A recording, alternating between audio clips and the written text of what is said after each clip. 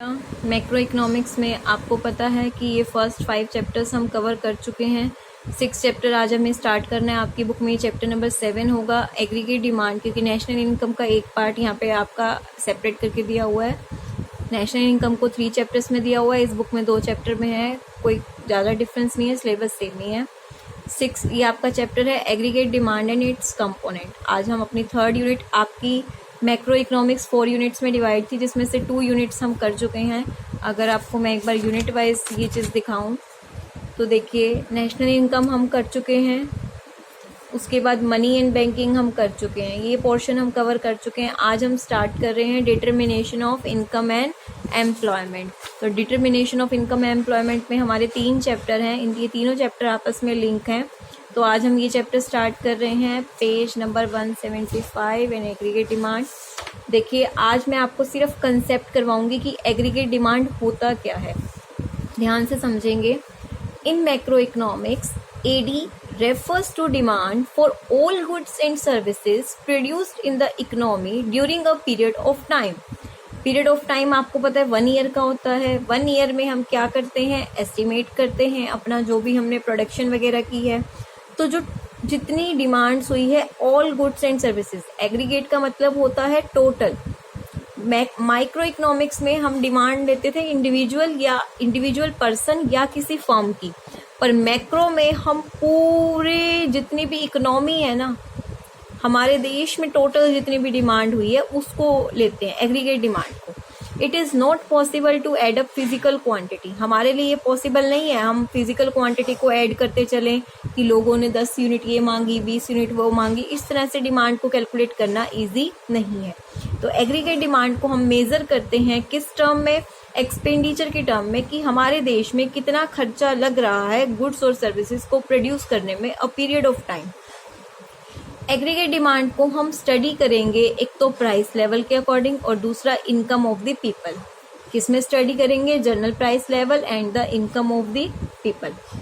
AD is the sum total of expenditure. AD का मतलब क्या है, total of expenditure that the people plan to incur, जो people plan कर रहे हैं कि वो खर्चा करेंगे गुड्स और सर्विसेज को खरीदने में अकाउंटिंग पीरियड में, और किसके अकॉर्डिंग, किसके उसमें, डिफरेंट लेवल ऑफ इनकम। यानी कि इस पूरे चैप्टर में हम जो भी समझेंगे वो हमारी इनकम और एडी एग्रीगेट डिमांड के बीच का रिलेशन समझेंगे, क्योंकि हम अपनी एग्रीगेट डिमांड को एस्टिमेट करेंगे on the basis of income. ये बात इन्होंने कही। इनकम को हम यहाँ पे क्या लेके चलेंगे, वाई। इसका बिहेवियर स्टडी करते हैं। एडी को हमने समझना है विद रिस्पॉन्स टू वाई। तो ध्यान से समझेंगे, ये आपका एडी शेड्यूल है। एक तरफ हमने इनकम ली है, एक तरफ एग्रीगेट डिमांड ली है। एग्रीगेट डिमांड यानी कि यहाँ पे हम प्लान्ड एक्सपेंडिचर लेके चल रहे हैं, कंजम्पशन ऑफ इन्वेस्टमेंट। हम 2 सेक्टर इकोनॉमी को यहाँ पे फॉलो कर रहे हैं। नेशनल इनकम में आपने पढ़ा था ना 2 सेक्टर इकोनॉमी, जिसमें हमने कंजम्पशन एक्सपेंडिचर और इन्वेस्टमेंट एक्सपेंडिचर लिए थे। अब आप ध्यान से देखेंगे, हो सकता है किसी इंसान की इनकम 0 हो। इनकम 0 होने का मतलब क्या है, वो खाएगा पिएगा नहीं, क्या भूखा मरेगा नहीं ना, कुछ ना कुछ तो कंज्यूम कर रहा होगा। फिर इनकम बढ़ी, कंजम्पशन बढ़ी, फिर इनकम बढ़ी, कंजम्पशन बढ़ी, फिर इनकम बढ़ी, कंजम्पशन बढ़ी। ये ध्यान रखना, इनके बीच का जो चेंज होता है कांस्टेंट होता है। यहाँ पे 2020 से इंक्रीज हो रहा है, यहाँ पे 55 से इंक्रीज हो रहा है। अब इसका रिलेशनशिप आपको ध्यान से देखना है। जब इनकम 0 होती है, there must be an some level of demand expenditure, तो उसे हम कहते हैं ऑटोनोमस कंजम्पशन। क्या कहते हैं, ऑटोनोमस कंजम्पशन। यानी कि चाहे आपके पास पैसा हो चाहे ना हो, उस टाइम पे आप कुछ ना कुछ तो फिर भी कंज्यूम करेंगे, ऑटोनोमस कंजम्पशन। अब ये कंजम्पशन करेंगे कहाँ से, सेविंग में से। आपकी सेविंग माइनस होएगी ना, क्योंकि इनकम तो है ही नहीं, कुछ काम तो आपके पास है नहीं, तो जो भी पैसा खर्च कर रहे हो अपनी सेविंग में से कर रहे हो। तो जितनी आपकी ऑटोनोमस कंजम्पशन है उतनी ही आपकी ऑटोनोमस सेविंग होएगी। बस साइन ऑटोनोमस सेविंग किसके इक्वल होती है, -C। ऑटोनोमस कंजम्पशन को हम C बार से डिनोट करते हैं और ऑटोनोमस सेविंग को S बार से, और S बार किसके इक्वल होता है हमारा, -C बार, क्योंकि माइनस हो जाएगा ना। अगर ये 30 है तो वो -30, क्योंकि सेविंग कम हो रही है। ठीक है, फिर यहाँ से बढ़ता गया, देखो ये चीज बढ़ रही है, ये भी चीज बढ़ रही है। एक लेवल पे आप आके देखेंगे कि आपकी इनकम और आपका एग्रीगेट डिमांड क्या है, सेम है। फिर धीरे धीरे क्या होता जाएगा, इनकम तो बढ़ती जा रही है पर खर्चा कम होता जा रहा है। क्यों? यहाँ पे पीपल क्या करना शुरू कर गए हैं, सेविंग। जरूरी नहीं है कि जितना कमाया वो उतना सेव करें। There is always a minimum level, कुछ ना कुछ एक्सपेंडिचर होगा जब इनकम जीरो होगी। वाई और एडी और वाई दोनों इंक्रीज होते हैं, मतलब एक चीज बढ़ेगी तो दूसरी भी बढ़ेगी। इनकम के बढ़ने से एग्रीगेट डिमांड हमेशा बढ़ेगा, ये ध्यान रखना।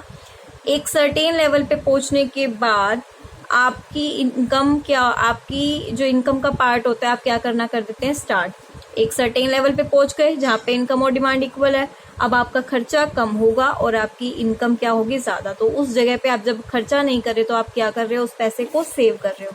अगर डायग्रामेटिकली हम इस चीज को देखें, देखो जो आपकी इनकम कर्व जा रही है वो तो जीरो से जा रही है, 45 डिग्री के एंगल से जाती है, हमेशा फिक्स लाइन होती है, ठीक है। इसको हम लाइन, रेफरेंस लाइन भी कहते हैं। ये लाइन हमारी डायरेक्ट जाती है, ठीक है, 45 डिग्री के एंगल से जाती है। ये दर्शाती है कि इनकम जीरो भी हो सकती है और कांस्टेंट लेवल से बढ़ती है। अब इनकम जीरो है तो भी मेरी डिमांड कुछ ना कुछ तो होगी, तो ये ऑटोनोमस कंजम्पशन का पॉइंट है, ठीक है। ये कंजम्पशन लाइन है, धीरे धीरे ये बढ़ती गई, ठीक है, जैसे जैसे इनकम बढ़ती गई। जहां पे ये मिल रहे हैं, इनकम है वाई, एडी है एग्रीगेट डिमांड, वाई और एडी इक्वल है तो यहाँ पे सेविंग क्या है मेरी, जीरो। यहाँ पे नीचे वाले केस में आप क्या देख रहे हैं, इस केस में अगर आपको यहाँ पे दिख रहा है वाई बड़ा है, ये इनकम लाइन ऊपर है किससे, एग्रीगेट डिमांड से, तो यहाँ पे लोग क्या कर रहे हैं, इनकम ज्यादा है तो सेविंग कर रहे हैं, खर्चा कम है। यहाँ पे देखो खर्चा ज्यादा है, इनकम कम है, तो वो क्या कर रहे होंगे, सेविंग यूज कर रहे होंगे, सेविंग कम हो रही होगी यहाँ पे। क्लियर है? तो 45 degree line of reference line है आपकी, ठीक है।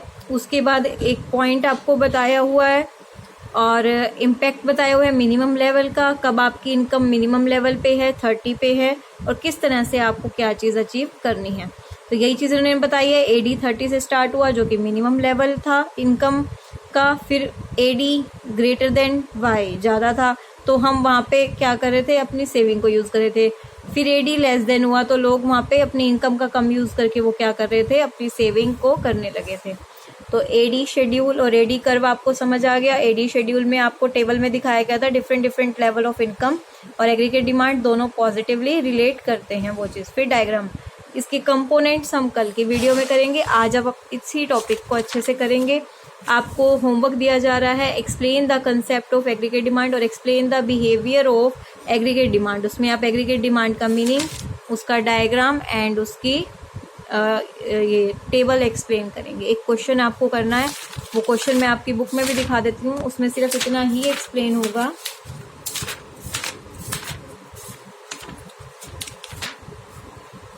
देखिए, explain the concept of AD using a suitable schedule and diagram.